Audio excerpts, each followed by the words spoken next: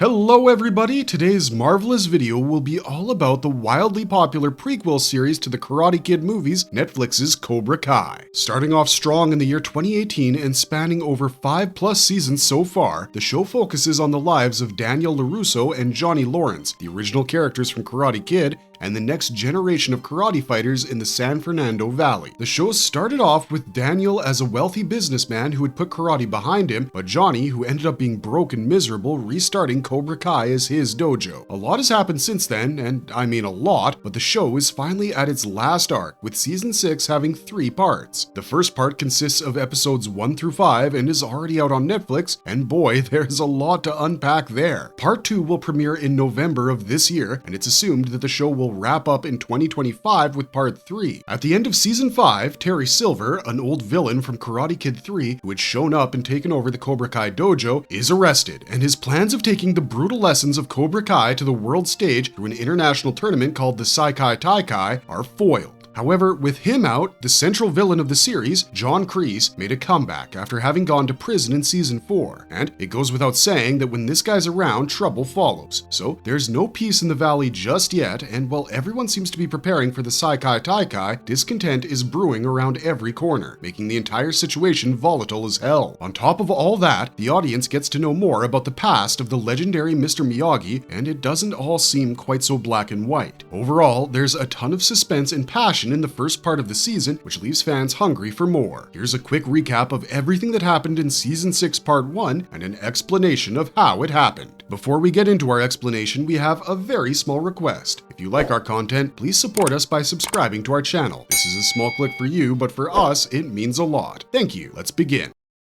Season Recap, Episode 1. After the arrest of Terry Silver, things are momentarily alright in the valley. Daniel, Johnny, and their families are well settled. Daniel tells Amanda that he wants his students at Miyagi-Do to be able to compete in the Saikai Taikai tournament so that Mr. Miyagi's legacy can be carried on worldwide. However, he also promises his wife that he'll retire for good once this is done. Johnny tries to train Miguel and Robbie at the Miyagi-Do dojo since Eagle Fang has been demolished. Overall, the students of the different dojos are seen training in harmony, except for Sam and Tory, who are very passive-aggressive. As Miguel and Robbie settle their differences, they try to make sure the girls end up reconciling as well. They go on a very long, awkward double date, and Robbie tries to talk to Kenny to ask him to join Miyagi-Do. However, Kenny's brother Sean intervenes, leading to a fight, where the girls are seen beginning to mend their relationship by complimenting each other's fighting styles. Trouble stirs up when the students want to rename the dojo since Johnny has now joined Miyagi-Do. While the senseis think about this, Daniel expresses utter dissatisfaction against the idea of merging the names of the dojos since he believes it will tarnish Mr. Miyagi's legacy. Chozen and Johnny also disagree on the names, and it escalates to the point where they decide to fight and the winner gets to name the dojo. Both senseis have their reasons for holding on to their dojo names, and Daniel tries to intervene and stop them from fighting. In the meanwhile, Johnny is encouraged to reclaim Cobra Kai as his dojo by Stingray. Ultimately, Daniel tells Chozen that Mr. Miyagi never cared about titles and only wanted karate to be performed honorably, so the name of the dojo shouldn't matter. At the same time, Johnny says he doesn't want Eagle Fang's name to be associated here because that was an extension of his hatred for Reese, and he doesn't want to bring that memory back. Instead, he tells them that Chozen and Daniel have made him a better sensei, and he wants to carry on the Miyagi legacy as well. Kenny also joins Miyagi-Do, which now has a modified emblem symbolizing the partnership between the 3 senseis. John Kreese is then seen coming up to a group of students training in a forest. He tells them to inform the infamous Kim Dae-un that Cobra Kai is back.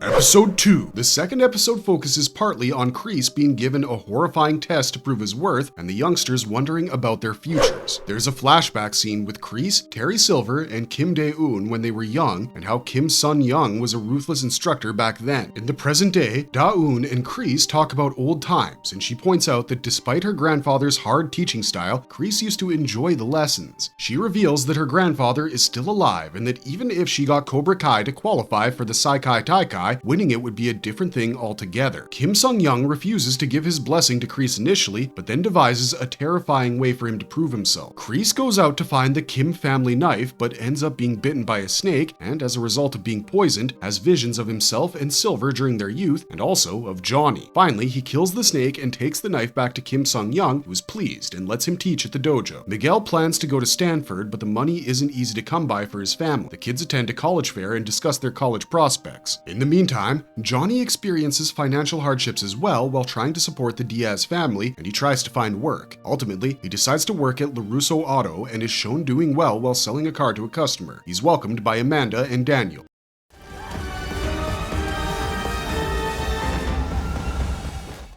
Episode 3. Carmen Diaz hosts a gender reveal party at the LaRusso residence, and it's revealed that she's having a girl. Johnny starts to train Tory and Sam, but notices that their fighting skills are sloppy. He devises a plan to have them sleep over at Devin's place, but that doesn't go very well. Sam and Tory both have disagreements again, but this time they apologize to each other for their past actions. Later, their fighting skills get noticeably better. In South Korea, Chris and Da-eun train the students, among whom Kwon and Do-jin are seen performing better than the others. However, there is an intense rivalry between the two, which Da-eun does not initially encourage, but Chris tries to encourage mercilessness among the students, especially Kwon. Kwon later challenges Yoon, who was supposed to be the best fighter, and defeats him. This impresses Da-eun, who was not able to straighten Kwon out initially. Daniel tells Amanda that Chosen will be living at Mr. Miyagi's old house after the tournament is over. He then discovers a hidden compartment on the floor and unearths an old box filled with Mr. Miyagi's items, among which he finds a passport with an old address. He also finds out that Mr. Miyagi was a boxer. Daniel, Amanda, and Chosen arrive at that address, which is an old boxing gym, where they encounter a boxer who explains how his grandfather and Mr. Miyagi were on good terms, but the man probably had a fake document because he wanted to hide something. Chosen says that Mr. Miyagi had left Okinawa to come to America, but the boxer mentioned how the man had fled from America. With incomplete information, Daniel starts to wonder if what he knew about his sensei was the complete truth. The place where the Saikai Taikai is supposed to happen is revealed to be Barcelona, Spain. However, the selection process says that there needs to be 6 members with a male and a female captain, which poses a problem for those at Miyagi-Do.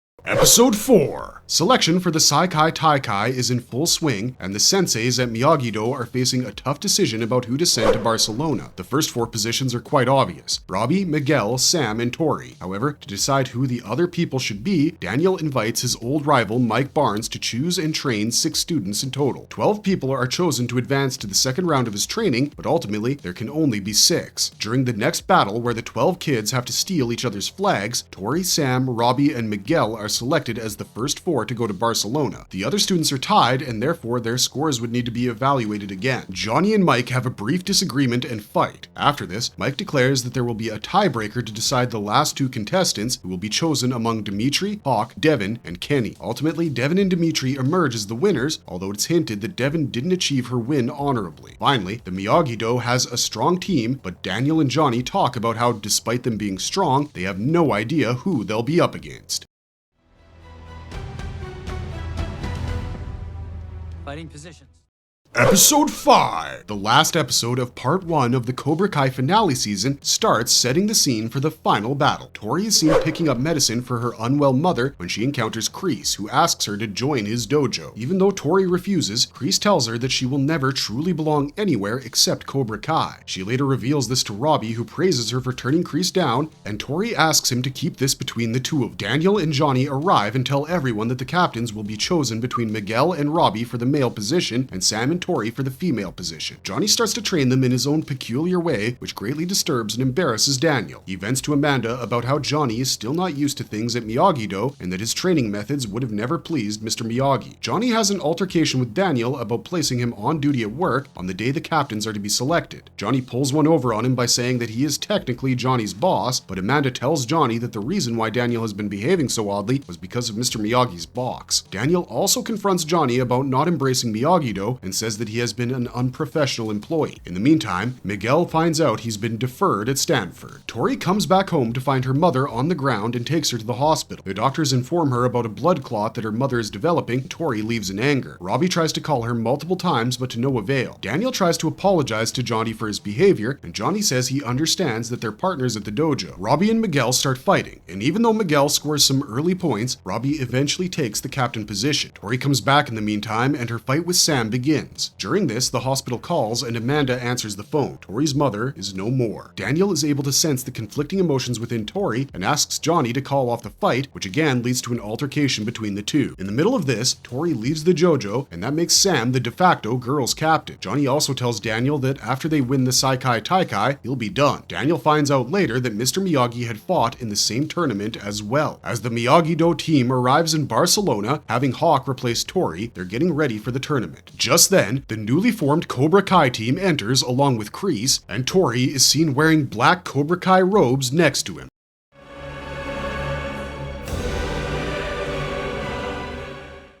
Why does Tory go back to Cobra Kai? The shocking betrayal of Tory when she leaves Miyagi-Do and goes to Cobra Kai is the cliffhanger part 1 of season 6 ends. Just like the contestants of Miyagi-Do, the audience is also left wondering why Tory would switch sides like that, especially after the long and fruitful season she had at Miyagi-Do. Her boyfriend, Robbie, is still at Miyagi-Do, and what's more, he's the boys' captain. However, some fans have speculated that for Tory, going back to Cobra Kai seemed like the only option at the time. After having lost her mother, Tory had very few prospects. She can only turn to one person she knows who will welcome her, and that's Kreese. It's also possible that the words Kreese had said to her at the beginning of the episode tipped her off. She realized that he was right and she will always belong at Cobra Kai. John Hurwitz, one of the creators of the show, has commented on the relationship between Tory and Kreese, saying that there's a certain sense of comfort in it because Kreese has always trusted her to fight in her own way. So it is possible that at a time when everything in her world had fallen apart, she believed that the only place she could channel all her anger, pain, and grief into victory would be at Cobra Kai. Of course, her exact reasons for joining Cobra Kai will probably be explored in later episodes. There was a considerable time lapse between the captain fight at Miyagi-Do and them arriving in Spain for the tournament, and therefore, it's not known what happened during that period. Did Robbie try to talk to Tory and the two had a fallout? It's obvious that the Miyagi-Do team had no idea she would be going back to Cobra Kai, so a bit of context would be quite helpful in understanding what ultimately influenced her decision.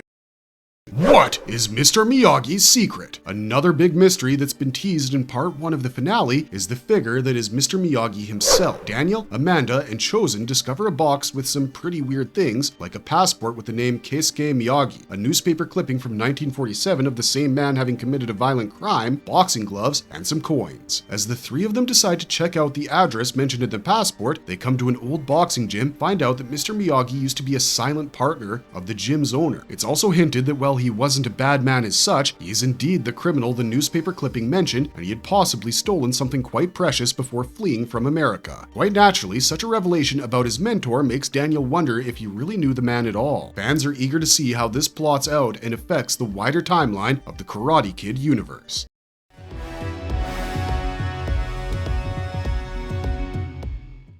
Marvelous verdict! Fans will have to wait a few months until November to get answers to the questions Cobra Kai has left them with. There are a lot of different things to focus on. The reason why Tory leaves Miyagi-Do and joins Kreese at Cobra Kai and the mysterious past of Mr. Miyagi are obviously the biggest question marks. However, it also remains to be seen what happens of the Miyagi-Do students at the Saikai Taikai. After all, they're about to square off with some of the best fighters across the world, not to mention Tory, who used to be one of their own, and Quan, who under Kreese has become a lethal fighting machine. Then there's Devin, who internally feels guilty for the way she made her entry onto the team, and this might affect her performance at the tournament. Johnny and Daniel have also decided to call it quits on their partnership after they've won the Saikai Taikai, but of course, it remains to be seen whether they will actually win. Overall, Season 6 Part 1 lays down the final groundwork for the series to wrap up on a triumphant note, and we're all excited for Parts 2 and 3. Let us know what your theories and predictions for the upcoming episodes are in the comments section down below, and if you liked our content, don't forget to leave a like and subscribe to us if you haven't already. This is Wheezy249 for Marvelous Videos, signing off, but you can always find me on Twitch. Thanks for watching, stay safe out there, and have a marvelous day.